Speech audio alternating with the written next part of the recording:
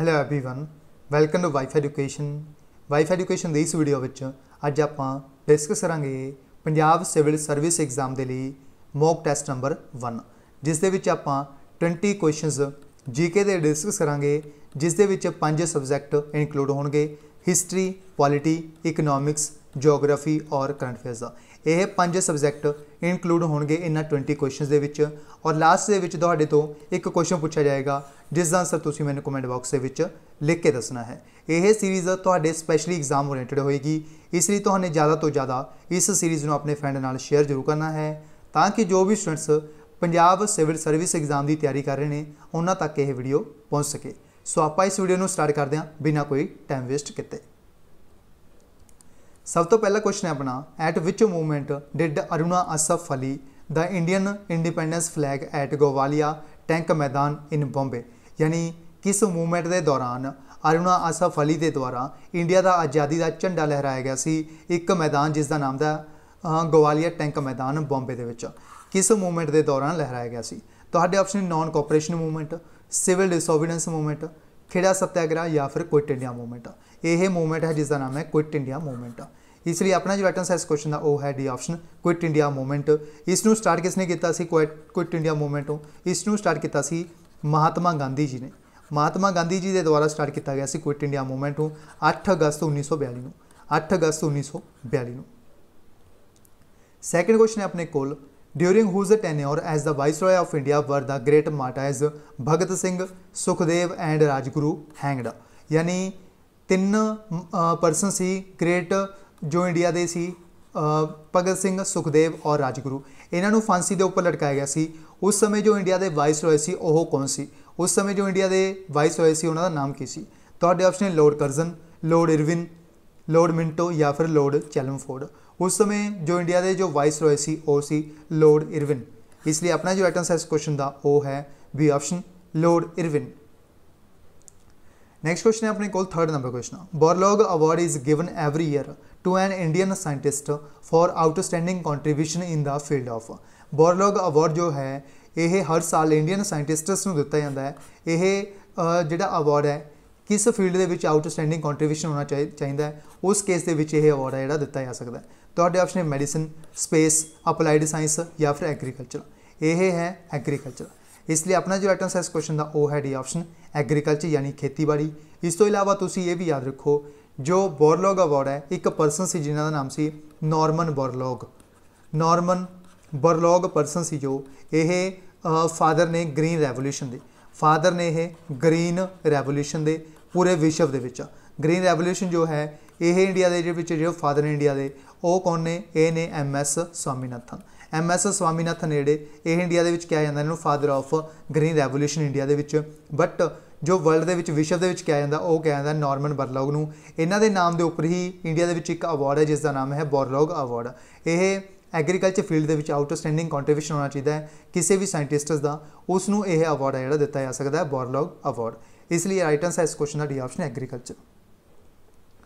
Next question है अपने को fourth number question, which of the following is not a parliamentary committee. यानी 4 कमेटियां दी गई हैं, इस कि जी पार्लीमेंट्री कमेटी नहीं है। तो ऑप्शन है demands for grants committee, committee on public accounts, committee on public undertakings, committee on estimates. यह कमेटी है डिमांड्स फॉर ग्रांट्स कमेटी। यह एक बेसिकली यह एक डिपार्टमेंटल कमेटी है, ग्रांट्स कमेटी है जो डिमांड्स फॉर ग्रांट्स कमेटी। इसी राइट आंसर इस क्वेश्चन का first option demands for grants committee. Next question है अपने को fifth number question, the Sarkaria commission report deal with which one of the following. Sarkaria commission report जो है यह किस चीज़ के नाल डील करती है? तो ऑप्शन है corruption in India, centre state relations, local governance या फिर इंटर रिवर डिस्प्यूट। जो सरकारिया कमीशन की रिपोर्ट है यह डील करती है सेंटर स्टेट रिलेशनस को बरकरार रखने के लिए, इसनों कायम रखने के लिए। इसी राइट आंसर इस क्वेश्चन का B option centre state relations. Next question है अपने को sixth number question, the office of Lokpal and Lokayukta in India is based on which one of the following. यानी जो ऑफिस है लोकपाल और लोकायुक्ता यह बेस्ड है इंडिया के किस कंट्री के उपर बेस्ड है? तो ऑप्शन है parliamentary commissioner of UK, ombudsman in Scandinavia, या फिर थर्ड ऑप्शन है अपने को procurator general of Russia, third option है फोर्थ ऑप्शन है अपने को council of state in France. जो इंडिया के लोकपाल और लोकायुक्त ने यह बेस्ड ने ओम्बड्समैन इन स्कैंडीनेविया देश के उपर, इसलिए अपना जो आइटम है इस क्वेश्चन का वह है बी ऑप्शन ओम्बड्समैन इन स्कैंडीनेविया। कि तुम मैंने कमेंट बॉक्स के लिख के दस सकते हो प्रेजेंट ते और पहले जो और फर्स्ट और प्रेजेंट जो इंडिया के लोकपाल ने उन्होंने नाम किया, यानी इंडिया के जो प्रेजेंट टाइम से लोकपाल ने उन्होंने नाम किया है, कमेंट बॉक्स में लिख के दसना आंसर। नेक्स्ट क्वेश्चन है अपने को 7th number question. The term green revolution has been used to indicate higher production through, यानी ग्रीन रेवोल्यूशन टर्म जो है यह किस चीज़ की प्रोडक्शन हाई करने के लिए जी है यूज़ की जाती है ग्रीन रेवोल्यूशन। तो ऑप्शन है creation of grasslands, planting more trees, enhanced agricultural productivity per hectare, creation of gardens in urban areas.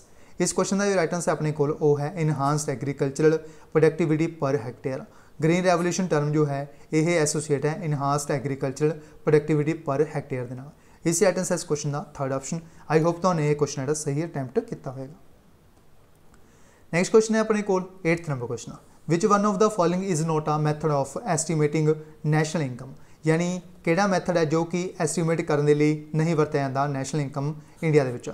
तो ऑप्शन है expenditure method, product method, matrix method या फिर इनकम मैथड। इस मैथड का नाम है मैट्रिक्स मैथड। इस राइट आंसर इस क्वेश्चन का थर्ड ऑप्शन मैट्रिक्स मैथड। जो प्रोडक्ट मैथड है इसनूं वैल्यू एडिड मैथड भी कहा जाता है। वैल्यू एडिड मैथड भी अनदर नाम है किसका, प्रोडक्ट मैथड का, यह भी तुसीं याद रखना है। नेक्स्ट क्वेश्चन है अपने को 9th number question. The terms micro economics and macro economics were coined by. Macro economics और माइक्रो इकोनॉमिक्स जो टर्म्स ने इन्हों किस दे द्वारा क्वाइन किया गया सी। तो ऑप्शन है Alfred Marshall, Ragnar Nurkse, Ragnar Frisch या फिर JM कीन्स। यह पर्सन जिन्हों का नाम है रैगनर फिश, इन्हों के द्वारा क्वाइन किया गया एक टर्म जिसका नाम है माइक्रो इकोनॉमिक्स या फिर और मैक्रो इकोनॉमिक्स। ये दोनों अलग अलग टर्म ने, माइक्रो भी और मैक्रो भी। इसलिए अपना जो आइटम है इस क्वेश्चन का वो है third option Ragnar fish. Next question है अपने को 10th number question. Who among the following has not a member of the drafting committee of Indian constitution. जो इंडियन कॉन्स्टिट्यूशन की ड्राफ्टिंग कमेटी है इस 4 मैंबरों के विचों कौन मैंबर नहीं है इस ड्राफ्टिंग कमेटी का, जो कि एक इंडियन कॉन्स्टिट्यूशन की एक कमेटी है जिसनों बनाया सी ड्राफ्टिंग कमेटी को BR अंबेडकर ने, जो कि इसके chairman C doctor BR Ambedkar. इन्हों के द्वारा सैटअप किया गया सी अपना इंडिया का कॉन्स्टिट्यूशन। तो option doctor BR Ambedkar, अलादी Krishna स्वामी, राजेंद्र प्रसाद, गोपालाचारी अयंगर। यह पर्सन से जिन्हों का नाम से राजेंद्र प्रसाद। यह ड्राफ्टिंग कमेटी के एक मैंबर नहीं हैं। इसलिए अपना जो आइटम है इस क्वेश्चन का वो है थर्ड ऑप्शन राजेंद्र प्रसाद। इस तो इलावा तुम होर भी याद रखो इस 3-4 और भी मैंबर ने ड्राफ्टिंग कमेटी के। यह पर्सन किहड़े ने, यह पर्सन जिमें for example BL Mitter, KM Munshi और सैयद मोहम्मद सादुल्ला और डॉक्टर BR अंबेडकर सी इसके चेयरमैन से। एक पर्सन से DP खैतान, एक पर्सन से जिन्हों नाम से N माधव राव। यह सारे पर्सन से ड्राफ्टिंग कमेटी के जिन्हों के द्वारा इस ड्राफ्टिंग कमेटी के काम किया गया सी इंडियन कॉन्स्टिट्यूशन तैयार करने के लिए। डॉक्टर BR अंबेडकर सी इसके चेयरमैन। इसी राइट आंसर इस क्वेश्चन अपना थर्ड ऑप्शन डॉक्टर राजेंद्र प्रसाद। नेक्स्ट क्वेश्चन है अपने को 11 number question. Who among the following attended all the 3 round table conferences, यानी किहड़े पर्सन से जिन्हों के द्वारा 3 राउंड टेबल कॉन्फ्रेंसिस को अटेंड किया गया सी। तो ऑप्शन है जवाहरलाल नेहरू, डॉक्टर BR अंबेडकर, वल्लभ भाई पटेल या फिर डॉक्टर राजेंद्र प्रसाद। यह पर्सन से जिन्हों के द्वारा 3 राउंड टेबल कॉन्फ्रेंसिस जो ब्रिटिशर्स के द्वारा अरेंज किया गया सी, अनाउंस किया गया सी, इन्हों अटेंड किया डॉक्टर BR अंबेडकर ने। इसलिए अपना जो आइटम है इस क्वेश्चन का वो है B option doctor BR Ambedkar. Next question है अपने को 12 number question. Find the correct match, यानी आपने इन्हों मैच करना है। जिमें इस तरफ के आपको 4 परसनस के नाम दिए गए हैं, इस तरफ आपको इन्हों टाइटल दिए गए हैं, यानी इन्होंने 4 परसनस आपने मैच करना है। किसनों किहड़ा टाइटल मिले आपने उसनों अरेंज करना है। सब तो पहला ने अपने को अब्दुल गफर खान। जो अब्दुल गफर खान ने इन्हों एक टाइटल दिता जाता है फ्रंटायर गांधी का। फ्रंटायर गांधी का जोड़ा टाइटल है किसनों दिता जाता है अब्दुल गफर खान को। दादा भाई नौरोजी तो सबनों पता होगा ग्रैंड ओल्ड मैन कहा जाता इंडिया के इन्हों। उस तो बाद मोहनदास करमचंद गांधी, इन्हों एक टाइटल है महात्मा का, जिन्होंने आप महात्मा गांधी भी कहते हैं। और रविंद्रनाथ टैगोर को एक टाइटल दिता जाता है गुरुदेव का। यानी अपना जो मैच होएगा वह किस तरह होएगा, यानी मैच होएगा 2, 3, 1 और 4, 2, 3, 1, 4, यानी ABCD 2, 3, 1, 4 यह मैच होंगे अपना सैकेंड ऑप्शन के। इसी राइट आंसर बन जाओ अपना इस क्वेश्चन का सैकेंड ऑप्शन। नैक्सट क्वेश्चन है अपने को 13 number question, 13th number question. The British governor general who introduced the postal system in India was, यानी किहड़े गवर्नर जनरल से ब्रिटिश जिन्हों के द्वारा पोस्टल सिस्टम इंडिया के इंट्रोड्यूस किया गया सी। थर्ड ऑप्शन है Lord Dalhousie, Lord Wellesley, Lord Auckland या फिर लॉर्ड वेंटिक। यह परसन से जिन्हों का नाम से लॉर्ड डलहौजी। लॉर्ड डलहौजी से जोड़े इन्हों के द्वारा पोस्टल सिस्टम है जोड़ा इंडिया के इंट्रोड्यूस किया गया सी। इस राइट आंसर अपना इस क्वेश्चन का फर्स्ट ऑप्शन लॉर्ड डलहौजी। इस दे नाल नाल इन्हां दे द्वारा रेलवे, टैलीग्राम्स और यह सब कुछ है जोड़ा कि द्वारा इंट्रोड्यूस किया गया सी, यह इंट्रोड्यूस किया गया सी लॉर्ड डलहौजी के द्वारा। इस दे नाल नाल PWD भी लॉन्च किया गया सी लॉर्ड डलहौजी के द्वारा। नैक्सट क्वेश्चन है अपने को 14 number question. Who are the 3 among the following who fought against British in 1857 revolt, यानी 1857 जो रिवोल्ट हुई सी ब्रिटिशर्स के अगेंस्ट हुई सी। इस दे विच किहड़े 3 लीडर ने जिन्हों के द्वारा ब्रिटिशर्स के अगेंस्ट ये जी लड़ाई है लड़ी गई सी, जी ये बैटल हुई सी 1857 की क्रांति हुई सी। थर्ड ऑप्शन है कुंवर सिंह, तांत्या टोपे, नाना साहिब, मौलवी अहमदुल्ला। इन्हों के विच जो अपना राइट आंसर है इस क्वेश्चन का वह है सैकेंड ऑप्शन A, C और D, यानी तांत्या टोपे से जोड़े इन्हों के द्वारा हैल्प की गई सी, किसकी की गई सी, नाना साहिब की। नाना साहिब ने जोड़े इन्हों के द्वारा जोड़ा स्टार्ट की गई सी बैटल वो स्टार्ट की गई सी कानपुर तो स्टार्ट की गई सी इन्हों के द्वारा रिवोल्ट 1857 की। ये तुसीं याद रखना है। जो तांत्या टोपे ने यह अकाउंटेंट ने किस दे नाना साहिब दे, इन्हों के द्वारा भी इन्हों का साथ दिता गया इस बैटल के। यानी तांत्या टोपे के द्वारा अलग तो यह बैटल स्टार्ट नहीं की गई सी, रिवोल्ट स्टार्ट नहीं की गई सी। उस तो बाद जो कुंवर सिंह ने इन्हों के द्वारा स्टार्ट की गई सी जगदीशपुर तो। जगदीशपुर जो है यह लोकेटेड है बिहार के, इतों स्टार्ट की गई सी कुंवर सिंह के द्वारा 1857 की रिवोल्ट। मौलवी अहमदुल्ला जो ने इन्हों के द्वारा अवध और रोहिलखंड इन्होंने दोनों प्लेसिस तो स्टार्ट की गई सी, जो 1857 की रिवोल्ट स्टार्ट की गई सी मौलवी अहमदुल्ला के द्वारा। यह भी पूछा गया सी लास्ट ईयर एग्जाम के, तुसीं याद रखना है। नैक्सट क्वेश्चन है अपने को 15 number question. Consider the following statements with respect to the attorney general of India, यानी अटॉर्नी जनरल ऑफ इंडिया के रिलेटेड आपको 3 स्टेटमेंट्स दी गई ने। पूछी गई है कि स्टेटमेंट इस सही दी गई है। पहली स्टेटमेंट दी गई है he is appointed by the president, इन्होंने अपॉइंट किया जाता राष्ट्रपति द्वारा। सैकेंड है अपने को statement he must have the same qualifications as are required by a जज of high courts. Second statement. Third है अपने को in the performance of his duties he shall have the right of audience in all courts of India. यह है third statement अपने को। यह 4 option दिए गए हैं आपको। इस जो पहली स्टेटमेंट दी गई है यह बिल्कुल सही है। जो अटॉर्नी जनरल होंगे ने इन्हों अपॉइंट करते हैं राष्ट्रपति। जो स्टेट के होंगे ने एडवोकेट जनरल, काफ़ी बार ये भी पूछा जाता है। जो स्टेट के एडवोकेट जनरल होंगे ने इन्हों गवर्नर अपॉइंट करते हैं। गवर्नर अपॉइंट करते हैं यानी राज्यपाल ने होंगे ने जोड़े यह अपॉइंट करते हैं उस स्टेट के। यह तुसीं याद रखना है। उस तो बाद नैक्सट अपन कहा गया सैकेंड स्टेटमेंट के इन्हों की सेम क्वालिफिकेशन होनी चाहिए है जज ऑफ हाई कोर्ट के नाल। इन्हों की जी सेम क्वालिफिकेशन होनी चाहिए है वह सुप्रीम कोर्ट के जजस के नाल सेम होनी चाहिए है, यानी सैकेंड स्टेटमेंट अपनी रॉन्ग है इतने। उस बाद थर्ड स्टेटमेंट अपने को in the performance of his duties he shall have the right of audience in all courts of India, यानी किसी भी कोर्ट के इन्हों को अधिकार है जाके ये जी सुनवाई है सुन सकते हैं, ऑडियंस सुन सकते हैं और इन्हों की ड्यूटी भी बनती है इस अटॉर्नी जनरल की। यह भी बिल्कुल सही स्टेटमेंट आपको दी गई है। यानी अपना जो राइट आंसर बनूगा इस क्वेश्चन का वो बनूगा बी ऑप्शन। पहली और तीसरी यह दोनों स्टेटमेंट बिल्कुल इस क्वेश्चन के राइट दी गई हैं। आई होप तुहानूं यह क्वेश्चन जो समझ आया होगा। नैक्सट क्वेश्चन है अपने को 16 number question. Who among the following had moved the objectives resolution which formed the basis of the preamble of the Constitution of India in the Constituent Assembly on December 13, 1946, यानी किस दे द्वारा objective resolution है यह form किया गया सी। इसनूं बाद दे विच एक नाम दिता गया सी प्रेम्बल का। प्रेम्बल का नाम बाद दे विच दिता गया सी, बट जदों इसनूं स्टार्ट किया गया सी उस समय नाम सी इसका ऑब्जैक्टिव रैजोल्यूशन। इसनूं स्टार्ट किस दे द्वारा किया गया सी? तुहाडे ऑप्शन है doctor B R Ambedkar, doctor Rajendra Prasad, Sardar Vallabh Bhai Patel या फिर पंडित जवाहर लाल नेहरू। यह परसन ने जिन्हों का नाम है पंडित जवाहर लाल नेहरू। पंडित जवाहर लाल नेहरू ने जिहड़े इन्हां दे द्वारा ऑब्जैक्टिव रैजोल्यूशन है यह मूव किया गया सी। बाद दे विच जदों इसनूं अडॉप्ट किया गया कॉन्स्टिट्यूएंट असैंबली के द्वारा उस समय इसका नाम हो गया सी प्रेम्बल।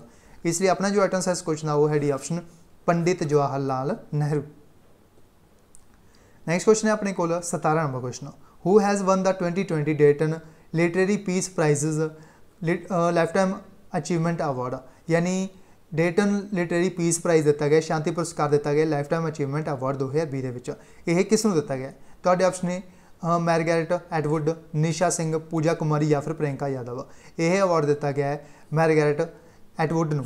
इसलिए अपना जो आंसर इस क्वेश्चन का वो है A option Margaret Atwood. Next question है अपने को 18 number question. Which country topped in the global innovation index 2020। Global innovation index जो है इसनूं रिसेंटली रिलीज़ किया गया है वर्ल्ड इंटैलेक्चुअल प्रॉपर्टी ऑर्गेनाइजेशन के द्वारा। इस दे विच टॉप किस कंट्री ने किया? तुहाडे ऑप्शन है सिंगापुर, USA, स्विट्जरलैंड या फिर इंग्लैंड। यह जो देश है जिसे टॉप किया है वह है स्विट्जरलैंड। इस राइट आंसर इस क्वेश्चन का सी ऑप्शन स्विट्जरलैंड।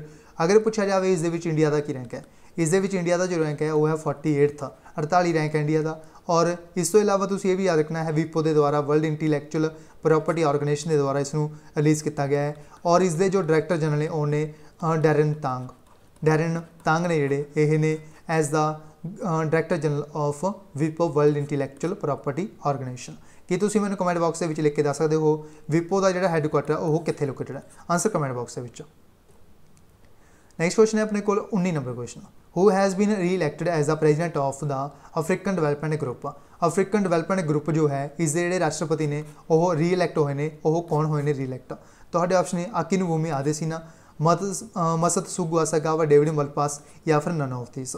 यह परसन ने जोड़े री इलैक्ट होए ने इन्हें अकिनवुमी आदेसीना। इसी आंसर इस क्वेश्चन का ए ऑप्शन एकिनवुमी एदेसीना ने जोड़े ये री इलैक्ट होए ने as the president of African development group. African development group जो है इसका जो हैडकुआटर है वह भी याद रखना है, इसका हैडकुआटर है अबिदजान के। अबिदजान जो है यह लोकेटेड है आइवरी कोस्ट के। आइवरी कोस्ट के लोकेटेड है एक सिटी जिसका नाम है अबिदजान। इत्थे हैडकुआटर है अफ्रीकन डिवेलपमेंट ग्रुप का। जो मसतसुगु असाकावा ने एक बैंक है जिसका नाम है Asian development bank. Asian development bank का जोड़ा प्रेजिडेंट ने उन्हें मसतसुगु असाकावा और डेविड मलपास ने जोड़े वर्ल्ड बैंक के प्रेजिडेंट ने प्रेजेंट टाइम पे। और इसका हैडकुआटर है वाशिंगटन DC के। और एशियन डिवेलपमेंट बैंक का जो हैडकुआटर है वह है मनीला के जो लोकेटेड है फिलीपींस के। नैक्सट क्वेश्चन है अपने को last question 20 number question 20th number question. Which international airport has won the CII Godrej green business centre national energy leader and excellent energy efficient unit award. यह award है किस international airport ने जितया? तुहाडे option है गुरु Ramdas international airport, Indira Gandhi international airport, Hyderabad international airport और Bengaluru international airport. यह जो airport है जिसका नाम है हैदराबाद इंटरनेशनल एयरपोर्ट। इसके द्वारा जितया गया है GBC national energy leadership award. इसी आंसर इस क्वेश्चन का C option Hyderabad international airport जो कि लोकेटेड है तेलंगाना के। इस तो इलावा तुसीं ये भी याद रखना है पहला जो इंटरनेशनल एयरपोर्ट बनया सी जिसके द्वारा पहला सिंगल यूज प्लास्टिक फ्री जो एयरपोर्ट बनया सी वो ये सी इंदिरा गांधी इंटरनेशनल एयरपोर्ट। यह भी तुसीं याद रखना है।